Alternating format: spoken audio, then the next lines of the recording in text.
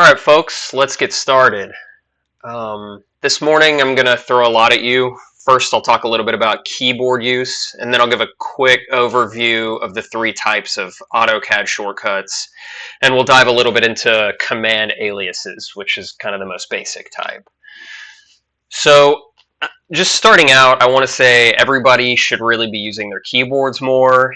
If you're using our buttons up top in AutoCAD, you could be faster. You can see how few buttons I have on my screen, and I really only exclusively use the keyboard. It's just so much more efficient to use the keyboard in terms of muscle memory, and when we're deep into details or interiors or just really in CAD for weeks at a time, we're running tens of thousands of commands a week, and that time can add up. And even though the time can add up, I was thinking a little bit more about it this morning, and I think what really bothers me more than the extra time is the disruption in flow. If you're using commands, you can stay really focused on what you're working on, but if you have to move up to the buttons above, you have to move your eyes and your cursor up away from your work to select something and then come back down to where you're at, and really just keeping it to muscle memory helps me stay more into flow. And it's a minuscule disruption in focus, but again, I think we're talking tens of thousands of commands sometimes. So again, I really encourage everyone to make the effort to transition to keyboard if you're not using it already. So anyway, now that I've got that rant out of the way, we can dive into the types of shortcuts, and got this sheet to help. So there's really three types of shortcuts in AutoCAD. We've got command aliases, which are the most basic. We've got macros, and we've got LISP routines. Today we'll dive a little deeper into command aliases, and in future videos we'll go into macros and LISP routines a little more in depth. So command aliases are just taking the default AutoCAD commands like copy, trim, rotate, etc., and customizing what letters you type to call a command. So for instance, by default, AutoCAD's shortcut alias for circle is C, and we use the copy command a lot more than we draw circles. So I've changed in my AutoCAD, when I press C enter or C space, it calls the copy command instead of the circle command. And so changing command aliases, all it does is changes the keys you use to call a command. Macros take existing AutoCAD commands within the CAD infrastructure and chain together commands and modifiers into one command that you can call. So I know that some of you guys are using the macro I built to change layers, where you hit Control and then a numpad key, and you can actually see the code for that here, and all it does is chains the commands together automatically and assigns it to a single key. So here we've got the change properties command and then enter. So you highlight something and then change properties, enter, and then you're telling it which property you want to change, which is the layer, and then enter. And then you're telling it to put it on the A2 fine layer, and then enter. So it's just chaining together something you could do on the command line, but it's combining it all into one key.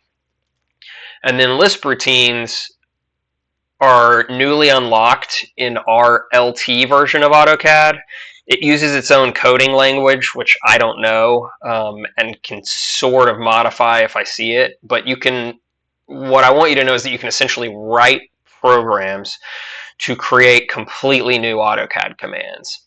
So this is really advanced, and I think that it could unlock some powerful things for us, but I've still got some learning to do on that realm. And we'll dive a little bit into a couple of things that I have already found that will help us out in a future video. So these are the three basic shortcut types, and really I just kind of want you to have a broad understanding of those for now. But back to command aliases. So again, these are just the keys that you use. So L for line, C for circle, etc. These live in a text file called a PGP file, and they live in this directory. You can see it right here. It's going to be slightly different because it's your username, and then I think most of you guys are on 2026, and then this number changes for the version. So these numbers may be slightly different, but really what you're looking for is this Autodesk AutoCAD support folder, and that I've got open here. And once you're inside this support folder, we can search for PGP, and we want this AutoCAD or acadlt.pgp file. And we can edit it if we go to right click and open with. And we want to open it with Notepad, which is just a basic text editor. And so this is where our command aliases live. And this looks a little daunting, but really all we're seeing here is a description of what the file is. And at the top section here is all of the basic default CAD shortcuts aliases. And then you just keep scrolling to the bottom. For what's relevant for us is this user-defined command aliases. And that's saying we're defining what we want our aliases to be, not AutoCAD. So you guys probably won't have anything here. This should be blank by default. But you can see I've customized a lot of my commands. And some of that's very specific to me.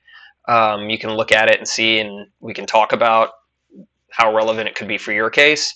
But I want to look at these for starters that I think will be relevant for everybody.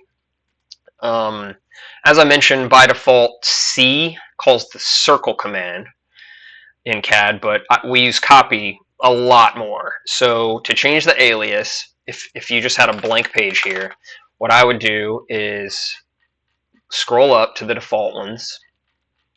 We're going to find what we want is we want to change copy to be C instead of circle. And so we are going to copy that, scroll back down into our user-defined aliases, paste.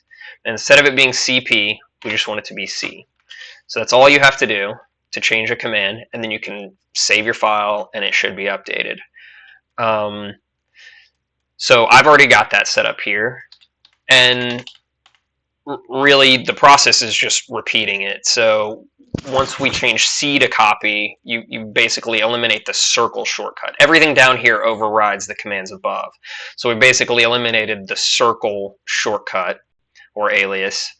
So I've changed circle, since I've overridden it, to CC. So if I type CC space, it'll call the circle command. 3 more commands that I think are worth overriding are T for trim, because the default is mtext, which we don't typically we're copying and pasting text boxes instead of creating new ones. R for rotate. The default for R is redraw, which we're just not using very often, and D for distance, which tells you the distance between 2 points. And the default for that in CAD is dim style. So I would highly recommend adding these to your PGP file.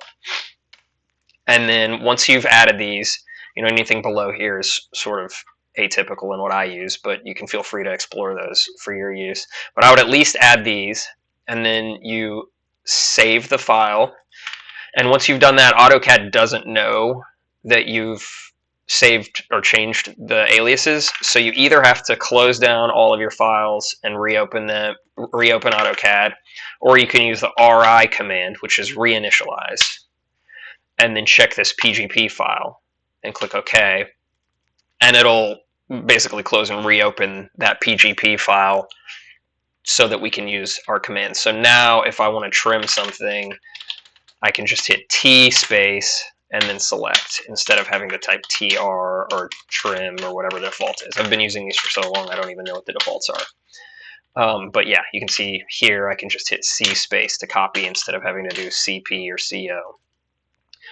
Anyway, I'm hoping to cover macros in the next video, so stay tuned.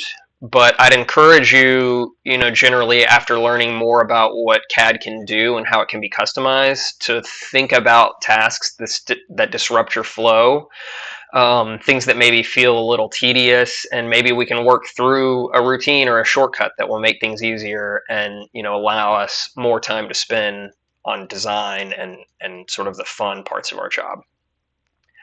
All right, stay tuned.